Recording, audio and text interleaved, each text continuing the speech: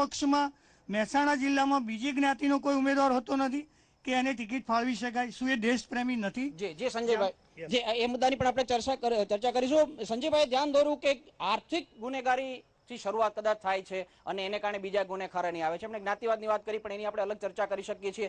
ધીરેનભાઈ એક મુદ્દો ઉપસ્થિત કર્યો હતો, હિમાંશુભાઈ, 2-2.5 વર્ષમાં એમણે આશા વ્યક્ત કરી કાયદાઓમાં ફેરફાર થશે અને ગુનેગારોને ચૂંટણી લડવાનું મુશ્કેલ બનશે.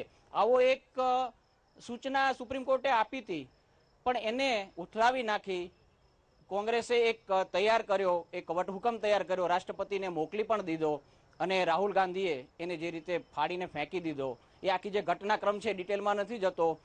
કોંગ્રેસ પાસે એક સારી તક હતી, એ વટહુકમ ન કર્યો હોત અને એ જ વખતે કોંગ્રેસ સુપ્રીમ કોર્ટના આદેશનો આધાર લઈને ધીરેનભાઈ જે આશા વ્યક્ત કરી એ વટહુકમને અમલમાં લાવ્યા હોત તો આજે કોંગ્રેસ પાસે ભ્રષ્ટાચાર સામે જવાબ આપવા માટે કદાચ વધારે સારો મુદ્દો હોત. તમને શું લાગે છે, તક કોંગ્રેસે ગુમાવી દીધી? તમારી થોડીક હું આમાં ધ્યાન દોરીશ કે જે વટહુકમ આવતો હતો એ ગુનેગારો માટે આવતો હતો અને રાહુલજીએ એ વટહુકમ ન ફાડી નાખ્યો હતો. આ દેશના બહુ મોટી સિદ્ધિ, આપને ક્યાંક સમજફેર થતી છે. આ દેશના બહુ મોટી સિદ્ધિ એ વટહુકમ ફાડી નાખવાથી થઈ છે. આજે જેને પણ જેલ થઈ હોય, વટહુકમ જે લાવતી હતી કોંગ્રેસ પાર્ટી, એ વટહુકમ અને રાહુલ ગાંધીએ જે ફાડ્યું, એ બે વચ્ચે સાચો મુદ્દો કયો હતો? ફાડ્યો એ કે વટહુકમ લાવતા હતા? એ ફાડ્યો એ, કારણ કે અમારા નેતા એ રાહુલ ગાંધી છે. તો ફાઇનલ ઓથોરિટી એ રાહુલ ગાંધી છે. સરકાર લાવે છે ને, સરકારના વડા તો વડાપ્રધાન હોય છે. હા, પણ તો એ પક્ષ એનો સર્વોપરી હોય છે, એના વિચારધારાના આધીન લોકોએ મત આપ્યા હોય છે. એ વ્યક્તિઓનો મત નથી મળ્યો. તમે માનો છો ખરા આ મુદ્દાને કોંગ્રેસે વધારે સારી રીતે હેન્ડલ કર્યો? એનીવેઝ રાહુલ ગાંધીની એક ઈચ્છા હતી કે હું મેસેજ આપું, એક યુવાનોનો આક્રોશ વ્યક્ત કરું, પરંતુ આખો મુદ્દો બરાબર હેન્ડલ ન થયો. કોંગ્રેસ પાસેથી એક સારો મુદ્દો જતો રહ્યો. તમને એવું નથી લાગતું? ના, કોંગ્રેસે જો મુદ્દા આધારિત રાજનીતિ કરી હોત, મત લેવા માટે કોઈ મોટી મોટી વાત કરવી હોત, તો કોંગ્રેસે આ દેશની અંદર જે ગત માનનીય મનમોહનસિંહની સરકારમાં આ દેશની અંદર જે આપ્યું છે એ રાઇટ ટુ એજ્યુકેશન, આરટીઆઈ, સાહેબ અન્નનો કાયદો, રોજગારીનો કાયદો, સાહેબ પોઝિટિવ જોવા જઈએ ક્યાંય અમે એવું કોઈ જગ્યાએ એવું નથી કીધું. એ ડ્યુટી છે, એ ચૂંટાયેલા પ્રતિનિધિઓની એ સરકાર બની છે, એની ભારત દેશના છેવાડાના માનવી સુધી એનું કામ પહોંચે એની ફરજ છે. હા, સાત્વિક અમારા વિપક્ષ પક્ષ છે એ બતાવવા માટે બધી જ વાત કરશે, જાત જાતના પ્રોપોગંડા લાવશે. કહેવા માટે હું કહું તો હું તમે મને રોકી શકો એટલી બધી વાત છે કે દરેક ચૂંટણીમાં વિપક્ષને કંઈક ને કંઈક મત લેવા માટે, મારી વાત થોડી એક જ મિનિટ માટે, આ વાત એટલા માટે જરૂરી છે કે મત માટે કોણ છે અને પ્રજા માટે કોણ છે. અને સૌથી વધુ શાસન એટલા જ સાહેબ કોંગ્રેસને મળ્યું છે. અમે અમદાવાદની અંદર આ જીએસટીવીના સ્ટુડિયોથી કહું છું, હું પટેલ સાહેબને કહું છું કે અમદાવાદનું નામ કર્ણાવતી કહેવાનું કોને નક્કી કર્યું હતું? કેમ એ કર્ણાવતી નામ ક્યાં ગયું? મત લેવા માટે. એક મિનિટ, રામ મંદિર વહીં બનેગા, રામ મંદિર ચરોતર નાગરિક બેંકમાં 36 કરોડ, એમના જ પક્ષના નેતાએ આખી બેંક ઉઠાઈ ગઈ. 36 કરોડ રામ મંદિર. જે વાત છે સાહેબ ક્રિમિનલાઇઝેશનની, એની અંદર હું એ જ કહેવા માંગુ છું કે જે વટહુકમ રાહુલજીએ ફાડી નાખ્યો અને આપણે જે વાત કરી, સાથે સાથે હું મીડિયાને, સમગ્ર મીડિયા જગતને કહીશ કે અમે તો કોંગ્રેસના પાયાના કાર્યકરો છીએ, હજારો સૈનિક છે. ક્યાંક કોંગ્રેસનો દબાવ છે, દબાઈ જશે, હાર જીત થશે, પણ આ દેશની અંદર કાશ્મીરથી કન્યાકુમારી પ્રજાલક્ષી વાત લઈને નીકળનારી કોઈક પાર્ટી હશે તો કોંગ્રેસ હશે. દૈવત કોંગ્રેસે તક ચૂકી ગઈ. મને લાગે છે બીજેપી એ તક ઉપાડી શકી નથી. બીજેપી પણ આ બાબતમાં કોઈ સારો મેસેજ આપી શકી નથી. મુદ્દો એ જ છે કે હવે મને લાગે છે કે આખી વાતમાં એ વટહુકમનો વિશે થોડુંક સ્પષ્ટતાથી કહેવું જરૂરી છે કે સુપ્રીમ કોર્ટે એક ઓર્ડર કર્યો કે રાજનીતિમાં સંકળાયેલા હોદ્દેદાર કે કોઈ પણ વ્યક્તિ કોઈ પણ ગુનામાં 3 વર્ષથી ઓછી કે 3 વર્ષ કે એથી વધુ સજા જો એને કોઈ પણ અદાલત કરે તો એ ચૂંટણી લડવા માટે ગેરલાયક ઠરે છે. સુપ્રીમ કોર્ટના આ હુકમને રદ-બાતલ કરાવવા માટે યુપીએ સરકાર, મનમોહનસિંહના વડપણ હેઠળની યુપીએ સરકારે એક વટહુકમ તૈયાર કર્યો. હવે આ વટહુકમ તૈયાર કરવાનો હેતુ એ હતો કે જેને 3 વર્ષથી સજા થઈ હોય એ પણ ચૂંટણી લડવા જોઈએ એવું યુપીએ સરકાર માને છે. બરાબર, આ વટહુકમનો અર્થ તો એ જ થયો. તો મારો મુદ્દો તો આ જ છે કે રાહુલ ગાંધીએ એ તાઇફો કરવાની જરૂર જ નહોતી, જ્યારે કે પાર્ટી પાસેથી યુપીએના ચેરપર્સન ખુદ સોનિયા ગાંધી એના ચેરપર્સન હોય અને એ ગ્રુપ ઓફ મિનિસ્ટરમાં જે નિર્ણય લેવાય અને મંત્રીમંડળ જે વટહુકમ તૈયાર કરે, સંસદમાં મુકાતા પહેલા આ ફાડવાની સ્થિતિ આવે, કોંગ્રેસ એ તક ચૂકી ગઈ. અચ્છા, ભાજપે એ તકનો કોઈ લાભ નથી લીધો, એ બતાવે છે કે ભાજપે પણ આ મૂક સમર્થન હતું. કારણ કે આપણે એ દિવસોમાં જોયું કે જેને જેને સજા થઈ હોય અથવા તો થવાની શક્યતા હોય અથવા અદાલતમાં કાર્યવાહી ચાલુ હોય, એમાં એવા જેના માથે આ કાયદાની તલવાર લટકે છે એવા લોકોમાં ગુજરાતના ભૂતપૂર્વ ગૃહમંત્રી જે અત્યારે ઉત્તર પ્રદેશના પ્રભારી છે ત્યાંથી લઈને કેટલાય મોટા ગજાના નેતાઓ જેના હાથમાં અત્યારે 2-5 બેઠકો જીતવાની ભાજપ અપેક્ષા રાખે છે. સ્વાભાવિક ક્રમમાં ભાજપ પણ આ ગુનાખોરી અને રાજનીતિના મિશ્રણને હટાવવામાં ઉત્સાહ ના દાખવે. આપણે બીજેપીના નેતા જ આપણી સાથે જ એમને જ પૂછીએ.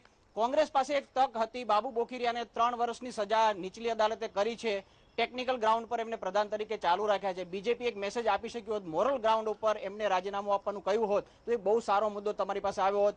બીજેપીનો ઈરાદો પણ ગુનેગારોને રાજકારણમાંથી હટાવવાનો નથી, કારણ કે બેઠક જીતવાની છે. ગોયલ સાહેબ, બહુ ક્લિયર કરી દઉં કે બોખરિયાજીના કેસની અંદર જેવી સજા થઈ એ સજા ઉપર ઉપલી કોર્ટે સ્ટે આપ્યો છે. સમજો, મેં કબૂલ કર્યું ટેકનિકાલિટીને આધારે 2 દિવસ પહેલા સુપ્રીમ કોર્ટમાં પણ નિર્દોષ છૂટ્યો. હવે ન્યાયતંત્રની એક વ્યવસ્થા સમજો કે જેમ તમે હમણાં રાહુલજીની વાત કરી, તો આ દેશનું લોકતંત્ર એ એની ગતિએ ચાલવું જોઈએ.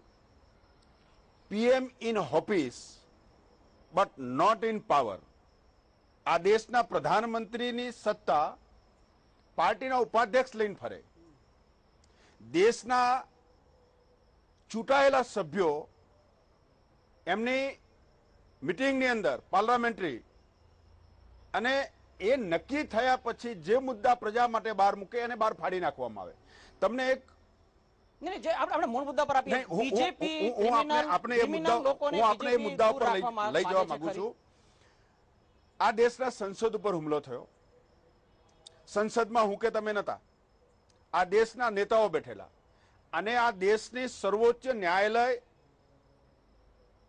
સંસદ ઉપર હુમલો થયા પછી ટ્રાયલ કોર્ટથી લઈ અને સુપ્રીમ કોર્ટે અફજલને ફાંસીની સજા. ધ્યાનથી સાંભળજો, આ દેશનો એક પણ વ્યક્તિ એવો નથી જેને ન્યાયાલય ઉપર શ્રદ્ધા ના હોય. દેશની પ્રજાનું અંતિમ શ્રદ્ધાનું કોઈ કેન્દ્ર બિંદુ હોય તો ન્યાયાલય છે. કોંગ્રેસે અફજલે ફાંસી નહીં આપી. આ દેશની પ્રજાનો ન્યાયાલય ઉપર શ્રદ્ધા ઉપર પણ પ્રશ્નાર્થ લગાયો. 4.5 વર્ષ સુધી આ દેશની સર્વોચ્ચ અદાલતે જેને ફાંસીની એમને, એટલે તમે સમજો કે કોંગ્રેસની માનસિકતા. મૂળ મુદ્દો એ છે કોંગ્રેસમાંથી કેટલાક એવા નેતાઓને પણ લીધા છે જેનો રેકોર્ડ સારો નથી પણ જીતી શકે એમ છે એટલે લીધા છે. બિહારમાં પણ એક નેતાને લેવાની કોશિશ કરી, તમારા જ એક નેતાએ પ્રશ્ન ઉઠાવ્યો, આ નેતાને લેવા જેવા નથી. સાબિર અલીની હું વાત કરી રહ્યો છું. બીજેપી પાસે એક તક હતી, એ તક બીજેપી કેમ નહીં ઉઠાવી શકી? સાબિર અલીના કેસની અંદર જે પણ આક્ષેપો થયા, સાબિર એમાં મારે પડવું નથી, પણ દેશનું રાજકારણ જે બાહુબલીના કંધા ઉપર જે આગળ વધી રહ્યું છે એના મૂળની અંદર જે હિન્દુસ્તાનના ઇતિહાસમાં નજીકમાં જે ઘટનાઓ બની છે અને કોંગ્રેસની ભૂલના કારણે આ દેશના ન્યાયાલયના ન્યાય વ્યવસ્થાને તોડવા માટે પણ અફજલ જેવાને 4.5 વર્ષ સુધી ફાંસી નહીં આપી. જી, આ મુદ્દા પણ છે, બીજા પણ કેટલાક મુદ્દાઓની ચર્ચા કરવાની છે. અત્યારે સમય થયો છે બ્રેક લેવાનો, લઈએ બ્રેક.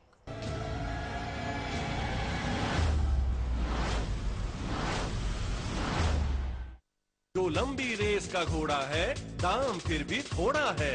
रंजीत स्मार्ट सारे गुण एक ही बनियान में. रंजीत अंडरवेयर बनियान, स्मार्ट लोगों की पसंद. सांगी सीमेंट अपना स्वप्नों ने आपे नक्का स्वरूप. सांगी सीमेंट, सादी नहीं सांगी मांगो.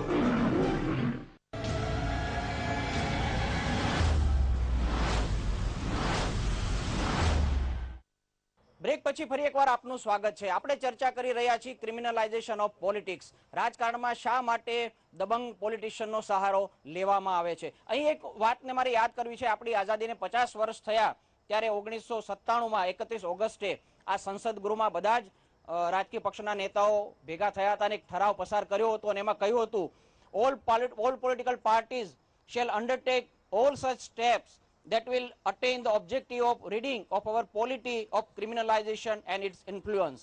રાજકારણમાં ક્રિમિનલાઇઝેશનની જે અસર છે એ દૂર કરવા માટે આપણે બધાએ સંયુક્ત રીતે પ્રયાસ કરવા જોઈએ. એવું 50 વર્ષ પૂરા થયા ત્યારે એક વચન લીધું હતું, સ્વયં લીધું હતું. એ વચનનું કેટલું પાલન થયું છે એ આજે આપણે આંકડાઓ કહે છે. છેલ્લી જે ચૂંટણી યોજાઈ 2012માં એમાં 57 MLA એવા છે ગુજરાતના જેની સામે ક્રિમિનલ કેસીસ છે. આપણને એમ હશે કે કદાચ ઘટ્યું હશે, ઘટ્યું નથી. 2007માં 47 હતા, એની જગ્યાએ 57 થયા.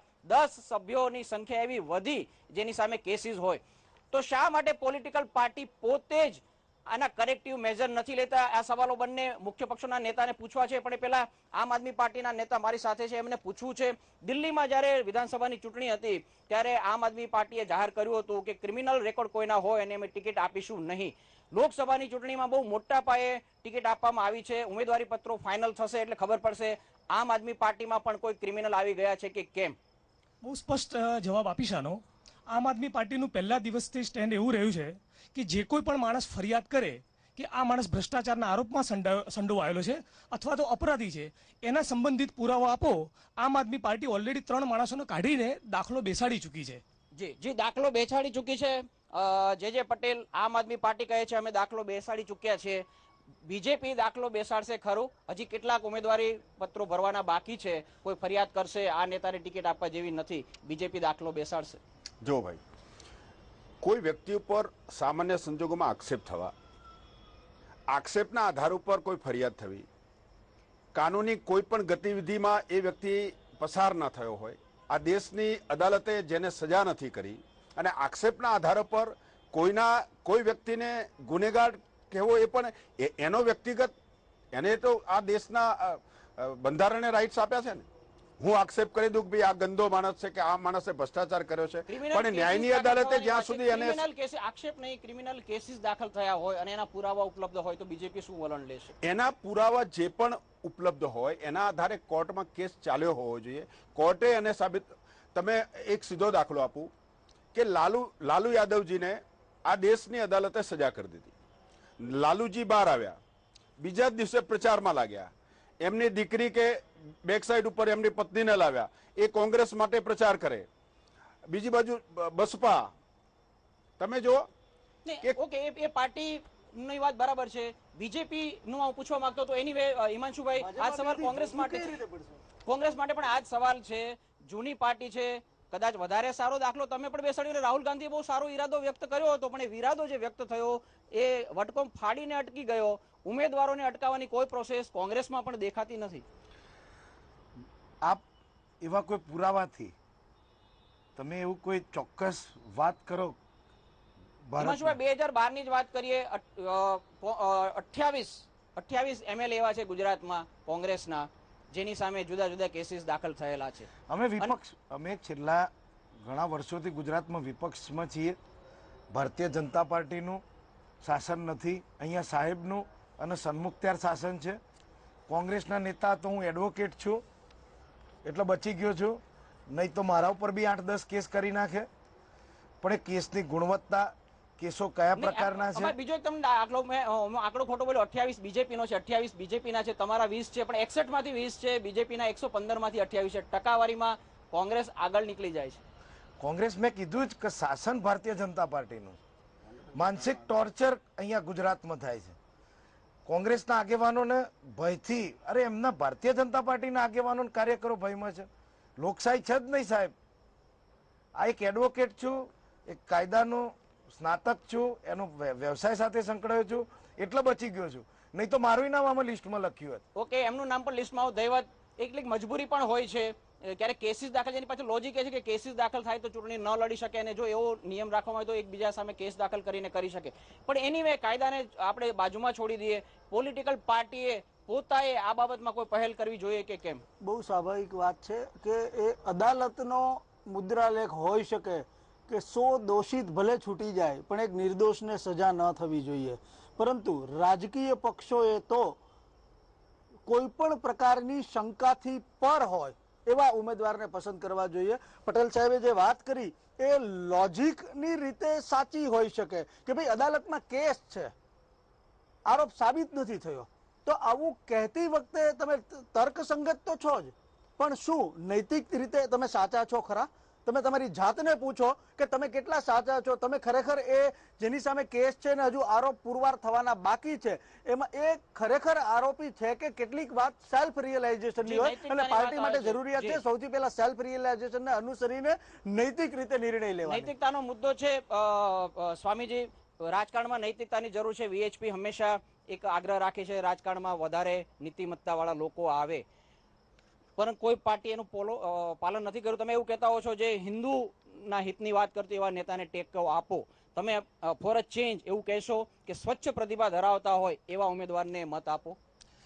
વિશ્વ હિન્દુ પરિષદે પોતાનું સ્ટેન્ડ ક્યારેય પણ બદલ્યું નથી. એ હંમેશને માટે એવું જ ઈચ્છે છે કે આ દેશ, આ રાષ્ટ્ર જે આચાર સંહિતાથી બનેલો છે, આ દેશની જે સંસ્કૃતિ છે, એ પરંપરાઓ છે, એનાથી વિચલિત થયેલો વ્યક્તિ ક્યારેય પણ રાજસત્તામાં ન હોવો જોઈએ. આ દેશમાં જ્યારે પણ રાજાશાહી હતી ત્યારે પણ આ દેશના સંતોએ, આ દેશના સમાજે આવા લોકોને દૂર કરેલા છે. એટલે આજની પરિસ્થિતિની અંદર દેશ જ્યારે 542 લોકોની વચ્ચે જ્યારે ઘેરાયેલો હોય અને એવા સંજોગોમાં જો કોઈ આવા લોકો હોય, ગુનેગાર લોકો હોય, તો એના માટે વીએચપી અને સંતો હંમેશા એક જ વાત કરે છે કે સ્વચ્છ લોકોને ચૂંટીને લોકસભાની અંદર મોકલવા જોઈએ. એ બહુ સ્પષ્ટ સ્ટેન્ડ છે. સ્વચ્છ લોકોને ચૂંટીને મોકલવા જોઈએ. ધીરેનભાઈ, સ્વામીજીએ આચાર સંહિતાની વાત કરી. માત્ર આચાર સંહિતા અથવા તો એક સારો ઈરાદો વ્યક્ત કરવાથી આ અટકશે ખરું? તમે અગાઉની ચર્ચામાં વાત કરી હતી 2-2.5 વર્ષમાં પોસિબલ બનશે. શું આ રાજકીય પક્ષો ભેગા થઈને કોઈ એવો મજબૂત કાયદો લાવશો ખરે કે જેના કારણે ગુનેગારોને આપણે રાજકારણથી દૂર રાખી શકીએ?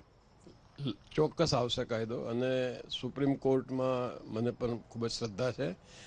રાહુલ ગાંધીએ જે વટહુકમના મુસદ્દાને ફાડ્યો એની પાછળની પણ કદાચ એમની ગણતરી એ જ હોય કે આવી મહત્વની બાબત એ સંસદમાં, જાહેરમાં, સંસદમાં ચૂંટાઈને આવેલા પ્રતિનિધિઓ ચર્ચા કરે ને એને કાયદા સ્વરૂપ આપે, નહીં કે કોઈ રાતોરાત એક વટહુકમ બનીને કરે. એટલે કદાચ એની ભાવના એવી સારી હોઈ શકે, શું હશે ખબર નથી. પણ મુદ્દો અત્યારે એ છે કે આપણે એક પ્રગતિશીલ સમાજ બની રહ્યા છીએ. કદાચ આવતીકાલે નરેન્દ્રભાઈ મોદીની સત્તા આવે અને એમની સરકાર બને આ દેશમાં, અને બનશે, મને એમાં કોઈ શંકા પણ નથી. તો એ માણસ એવા છે કે જે હિંમત કરે. કારણ કે આપણે ગુજરાતમાં છેલ્લા 12-15 વર્ષમાં જોયું છે કે ઘણી બધી બાબતોમાં આપણે શહેરી વિકાસ હોય, કૃષિ વિકાસ હોય, જળ સંપત્તિના સંદર્ભમાં કેટલીક યોજનાઓ હોય, તો એમણે એમના પંચામૃતના એક કોન્સેપ્ટની અટકાઈને 28 ને ટિકિટ જીતેલા છે, એમએલએ છે જેની સામે ક્રિમિનલ રેકોર્ડ છે, અને જે ટોપ 10 સિરિયસ રેકોર્ડ હોય એમાં બીજેપી આગળ છે, એના 6 છે. હું બીજેપીનો પ્રવક્તા નથી કે હું કોઈ નરેન્દ્ર મોદીની માત્ર તરફેણ. હું એક નાગરિક તરીકે, એક જાગૃત વ્યક્તિ તરીકે કહું છું કે આ 27 કે 28નું પ્રમાણ છે, શક્ય છે કે આજે છે, પણ એવું પણ બનશે. અને આપણે આ ગુજરાતમાં એવું ઘણા બધા બાબતોમાં અનુભવ્યું છે કે જ્યારે તમને પાણી અમુક રીતે જવા જ નહોતા દેવાતા. આપણે અમુક રીતે કૃષિ ક્ષેત્રમાં આપણને અડચણો હતી જ, પણ એ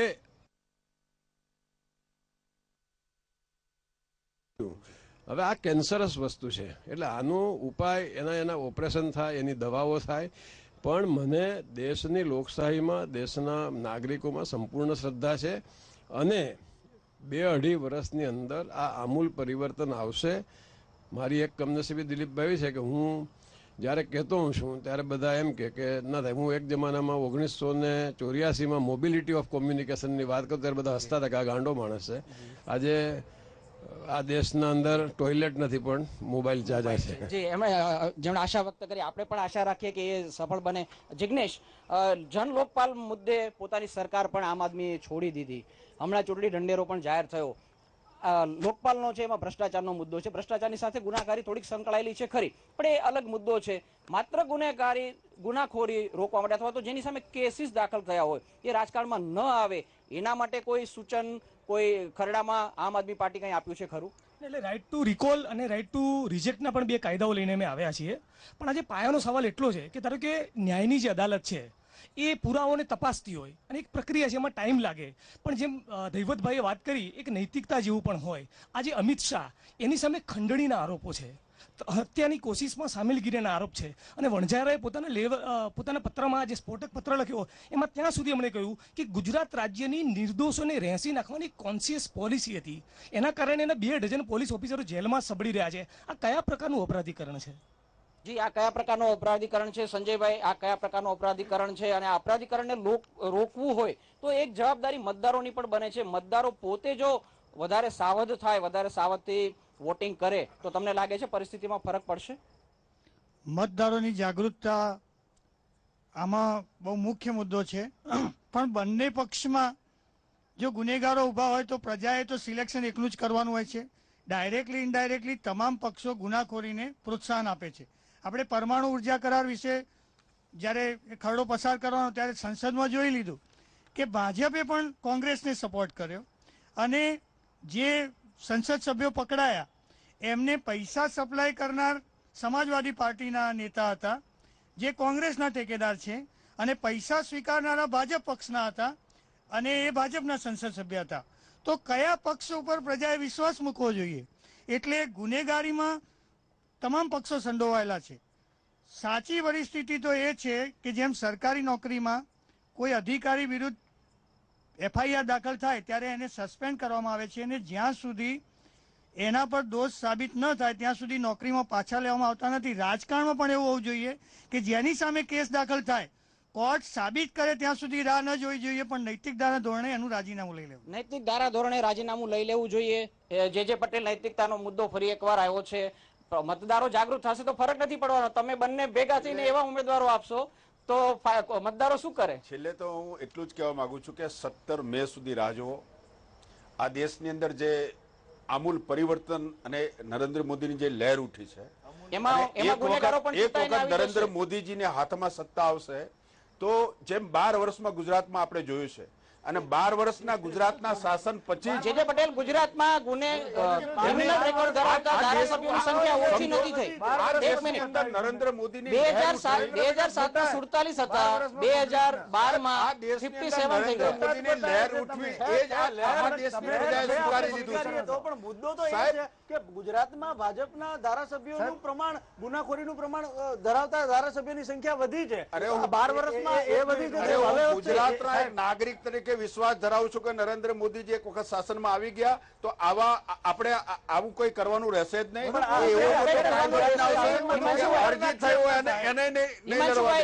રાહુલ ગાંધીએ પ્રાઇમરી દ્વારા ઉમેદવારો પસંદ કરવાની એક પદ્ધતિ અપનાવી. 45 વર્ષમાં 5 વર્ષ આપો નરેન્દ્ર મોદીને. એક પદ્ધતિ બીજી અપનાવી શકાય.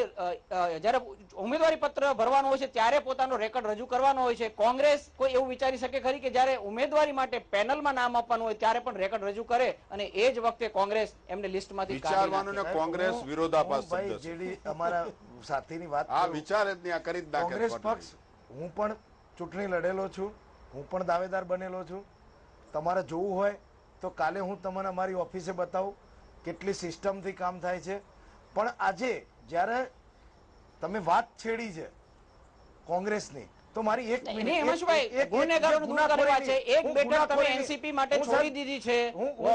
પોરબંદરની બેઠક, એ બેઠક ઉપર જે ઉમેદવાર લડી રહ્યા છે એ આ વ્યાખ્યામાં આવે. હું આપું છું, પણ સાહેબ એ પહેલા મારી વાત સાંભળો. ગુનાખોરીની આખા ગુજરાતની વાત કરી, 12 વર્ષનો વિકાસ વાત કરી. આજે સાહેબ 21 દિવસ થયા, શેના થયા સાહેબ? લહેર ઉઠવી, કોઈ વ્યક્તિના નામની આખા દેશમાં લહેર ઉઠવી, એનો મતલબ જ થાય છે કે કોંગ્રેસ તરીકે પ્રચાર કરો છો, ડિબેટ કરો છો સાહેબ? હું સાહેબ 21 દિવસ થયા ગુજરાતમાં, કોઈને ખબર નહીં કે આજે શેના થયા. આજે આચાર સંહિતાના 21 દિવસ થયા. ગુજરાતના આજ શાસનનો દંભ દેનારા તમારા જયરામ રમેશે કાલે સ્ટેટમેન્ટ કર્યું કે કોંગ્રેસ બેકફૂટ ઉપર છે. આ ગુજરાતની પોલીસના, ગુજરાતના કર્મચારીઓને રોજ સમજાવે છે, માનસિક તોડી નાખ્યા છે. 1.5 ડઝન નહીં 10 ડઝન પોલીસ અધિકારી જેલમાં છે. આ લોકો આમની જોડે ખંડણી ઉઘરાવે છે. હું આ તમારા GSTV ઉપરથી કહું. આજે 1 જ મિનિટ સાહેબ, એમને વાત કરી એટલે કહું છું, 21 દિવસની આચાર સંહિતા, આજ ગુજરાતનો ખમીરવંતો પોલીસ, આજે ક્યાંય ગુનો નથી થતો, ક્યાંય લૂંટ નથી થતી, ક્યાંય કોઈનો દોરો તૂટતો નથી, તમામ સુરક્ષિત છે. 21 દિવસમાં કોઈ ગુનો થયો હોય તો મને બતાવો. તો સાહેબ 12 વર્ષ પહેલાનું ગુજરાત અમે જોયું છે ભાઈ. 22 દિવસની વાત આ કરું 12 છું. વર્ષ પહેલાનું ગુજરાતમાં જ રહેતો હતો. તમે કેવું શાસન કર્યું છે? દૈવત મુદ્દો છે, મહેમાનો સાથે ચર્ચા કરી એમાંથી એક મુદ્દો એ ઉપસ્થિત થયો. અને તમને મતદારોની પગારે 12 વર્ષ પહેલા જે- ગુજરાતની પ્રજા એટલા માટે કે સાહેબ, ગુજરાત જે- સ્વસ્થ બાર છે. વર્ષમાં ચૂંટણી માથે છે, પાર્ટી બની. ચૂંટણી માથે છે, મતદારો અને 12 નક્કી કરશે. તમે 17 વર્ષથી સત્તા દૈવત નથી, મતદારો એટલે નક્કી કરશે એવી એક આપણે આશા વ્યક્ત કરી કે મતદારો જાતે ડિસાઈડ કરે. મહેમાનો સાથે ચર્ચા કરી એક મુદ્દો એ ઉપસ્થિત થયો, ફાયદો નથી થવાનો. બંને ઉમેદવારો જો ગુનેગાર હોય તો શું થાય? તો આખરે જો આ સમસ્યાનું નિરાકરણ લાવવું હોય તો જાગૃતિ કે કાયદો? મૂળ વાત તો એવી છે કે રાજાશાહીના સમયનું એક સંસ્કૃત વાક્ય આપણે બધા જાણીએ છીએ કે યથા રાજા તથા પ્રજા. મને લાગે છે કે લોકશાહીમાં આ જ વાક્ય ઉલટાઈ જાય છે, યથા પ્રજા તથા રાજા. એનું નામ લોકશાહી. પ્રજા પોતે પોતાનો પ્રતિનિધિ ચૂંટે છે, તો જેવી પ્રજાની માનસિકતા હશે એવો પ્રતિનિધિ ચૂંટાશે. આ એક લોકશાહીનો પાયો છે. હવે જ્યારે ગુનેગાર રાજકારણીઓ ચૂંટાઈ રહ્યા છે તો શું આપણે એવું માનવું જોઈએ કે પ્રજામાં આ માનસિકતા છે? આ સવાલ એક થવો જોઈએ. અને મને લાગે છે કે આ સવાલનો જવાબ ખરેખર એવો છે કે પ્રજાની પાસે ઓપ્શન નથી હોતા, વિકલ્પો નથી હોતા. ગુજરાતની જ વાત કરો અને દેશભરમાં જ્યાં જ્યાં પણ બે મુખ્ય રાજકીય પક્ષો હોય એમાં પણ ભાજપની મૂળભૂત વિચારસરણી જે 1980માં ભાજપ સ્થપાયું એ પહેલા જનસંઘ અને બંનેનું ગોત્ર એટલે રાષ્ટ્રીય સ્વયંસેવક સંઘ, જે હિન્દુ રાષ્ટ્રવાદના આધાર ઉપર એટલે જમણેરી વિચારધારામાં હોય, કોંગ્રેસ વચ્ચે ક્યાંક હોય, ત્રીજા અંતિમ ઉપર ડાબેરી પક્ષો હોય. આજે સ્થિતિ એવી છે કે ભારતીય જનતા પાર્ટી અને કોંગ્રેસ એ બેઉ વચ્ચે પક્ષના સંકેત અને ખભે લટકતા ખેસને બાદ કરતા ચહેરામાં કોઈ પરિવર્તન રહ્યું નથી, કોઈ નજરે આવે એવો ફરક રહ્યો નથી. પ્રજા પાસે કોઈ વિકલ્પ જ નથી. વિકલ્પ મળતો થશે ને વિકલ્પ આ બંને ચહેરાથી અલગ હશે ત્યારે ચોક્કસ મને લાગે છે કે પ્રજા એ સ્વીકારશે. પ્રજા પાસે વિકલ્પ નથી. સ્વામીજી અમે વાત કરી કે પ્રજાને જો છૂટવા પણ માંગે તો એમની પાસે વિકલ્પ નથી મળતા. પ્રજાની જાગૃતિથી ફરક પડશે. તમે જ્યારે હંમેશા સમાજ જાગૃતિની પણ કામ કરતા હો છો તો મતદારોમાં એવી જાગૃતિ માટે કોશિશ થઈ શકે ખરી કે તમે જ સુધારો લાવો, કાયદો આવે એની રાહ ન જુઓ? સમાજની અંદર બહુ મોટો એવો સમાજ પડ્યો જ છે કે જે ન્યુસન્સ રૂપે દેખાતા નેતા હોય કે સમાજમાં કોઈ વ્યક્તિ હોય એને સમાજે ક્યારેય સ્વીકારી નથી. પણ આજની જે આર્થિક ભૂખ્યા જે નેતાઓ છે, પૈસાથી ભૂખ્યા જે નેતાઓ છે અને પૈસાના કારણે જે દોટ મૂકી છે અને એની અંદર પૈસાથી જ પૈસાના જ જોરે, સત્તાના જોરે જ્યારે કોઈ સમાજને દબાવવામાં આવે ત્યારે મજબૂર બનેલો જે સમાજ છે એને દરેકને ખ્યાલ છે કે હવે અમારે શું કરવું જોઈએ.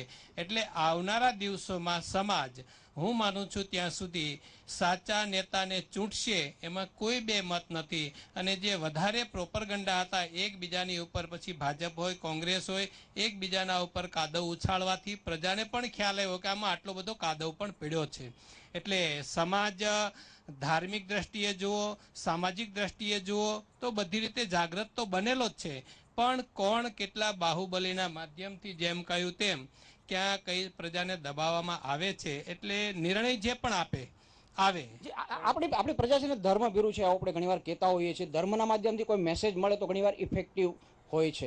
વીએચપી જ્યારે ચૂંટણીનો માહોલ હોય અને જ્યારે પ્રજા સમક્ષ જાય છે ત્યારે ભ્રષ્ટાચાર અને હું માનું છું બીજા ઘણા મુદ્દા આવરી લેતા હશે. તમને એવું લાગે છે કે સમય થઈ ગયો છે કે ગુનેગાર અથવા તો ભ્રષ્ટાચારી એ પણ એક પ્રકારનો ગુનો છે એવા ઉમેદવારો સમાજમાંથી હટે તો સમાજનું ભલું થશે? એ પ્રકારની કેમ્પેન આ વખતે વીએચપી ચલાવશે ખરી?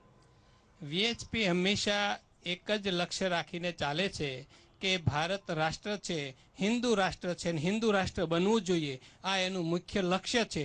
એટલે ભારતીય સંસ્કૃતિને બચાવવા માટે વિશ્વ હિન્દુ પરિષદના માધ્યમથી કાયમ આ અભિગમ રહ્યું છે અને રહેવાનું છે. હિન્દુ રાષ્ટ્રની વાત કરી, ગુનેગાર કોણ છે, હિન્દુ છે કે મુસલમાન છે કે બીજી જ્ઞાતિનો છે, એનો કોઈ મતલબ પ્રજા માટે નથી રહેતો. આમ આદમી પાર્ટી અનેક મુદ્દા લઈને ચાલે છે અને ઘણીવાર કહે છે કે અમે ડિફરન્ટ પ્રકારનું રાજકારણ કરીએ છીએ. તો તમે પણ સત્તા માટે અમે દોટમાં નથી અને અમે મુદ્દાઓ માટેનું રાજકારણ કરીએ છીએ, તો તમે આ પ્રકારના મુદ્દાઓ કેમ નથી ઉઠાવતા? કોઈને ચૂંટણી લડવામાં બાદ ન કરી શકાય એ પ્રકારની આપણે જે કેર લેવી પડે એ કેર આપણે કાયદામાં કઈ રીતે લઈ શકીએ અને આ મુદ્દો પ્રજા સમજે સિરિયસ કેસ છે કે માત્ર હરીફને હટાવવા માટેનો કેસ છે, એ પ્રજા કઈ રીતે સમજે એના માટે શું કરવું જોઈએ? તમે બહુ સારો એક સવાલ પૂછ્યો છે. હું સહેજ એનો જવાબ આપું એ પહેલાં એક નાનકડી સ્પષ્ટતા કરું કે આપણે જેને બાહુબલી ગણીએ છીએ, આપણે જેને સંસદમાં કે વિધાનસભામાં ચૂંટાઈને આવેલા એક દાદાગીરીવાળા બળજબરી કરતા સમાજની અંદર બેફામ વર્તતા જે પણ તમે વિશેષણો વાપરો, મેં પત્રકાર તરીકે અને અન્ય રીતે પણ હું આવા મત વિસ્તારોમાં ગયેલો છું, મેં જાણ્યું છે. અને બહુ આશ્ચર્ય થશે જેને આપણે એમ કહીએ ને કે આ તો આને કેમ ચૂંટી શકાય, આને કેમ ટિકિટ આપી શકાય. એના સમાજમાં એની પ્રતિષ્ઠા જબરજસ્ત હોય. શું કામ? તો કે દર વર્ષે 3000 વરઘોડિયાના એ સમૂહ લગ્ન કરાવી આપે છે. કોઈને પૂછીએ કે સાહેબ અમારે ખેતીવાડી માટે જ્યારે પણ જોઈએ ત્યારે આ માણસ અમને અડધી રાત્રે રૂપિયા આપી શકે છે. એટલે સામાજિક આર્થિક આ બધા સંદર્ભો આની સાથે સંકળાયેલા છે. પણ હવે આપણે જે આ આંગળીયું મશીન જે છે એમાં આ વખતથી એક સ્કોપ મળ્યો છે, એક જોગવાઈ મળી છે કે આપણે બટન કોઈને મત ના આપો તો ના અપાય. એટલે આ બધું જે થઈ રહ્યું છે ને એ જ મને શ્રદ્ધા મારી દ્રઢ કરે છે એક નાગરિક તરીકે, એક જાગૃત નાગરિક તરીકે, કે બહુ દિવસ દૂર નથી કે જ્યારે આ બધા આપોઆપ ઓગળી જશે. હું તમને એક સાદો ટેકનોલોજીના આવિષ્કારનો દાખલો તરત આપીને વાત પૂરી કરું કે એક જમાનામાં રેલવેના રિઝર્વેશનમાં લુખ્ખાગીરી, દાદાગીરી છાપાઓમાં ભયંકર એના સમાચારો અમે લખતા હતા ને આવતું હતું. આજે ઘરે બેઠા તમે આરામથી તમારી ટિકિટ કરી દો છો. તમને કોઈ રેલવે સ્ટેશન પર લુખ્ખાગીરી, દાદાગીરી દેખાતી નથી. કોઈ એવો લાંબા પગ નાખીને સૂઈ ગયેલો તમને ટ્રેનમાં દેખાતું નથી. તમે કરી શકો છો પ્રવાસ. આ ઉદાહરણ આમ સૂક્ષ્મ છે, પણ આ ઘટના એ રાજકારણમાં પણ આવવાની છે. અને હું કોઈ એક વ્યક્તિની રીતે ઉલ્લેખ નથી કરતો, પણ હું નંદન નીલકર્ણી શા માટે રાજકારણમાં આવે છે, આ એની એક શુભ શરૂઆત છે. જી, શુભ શરૂઆત છે.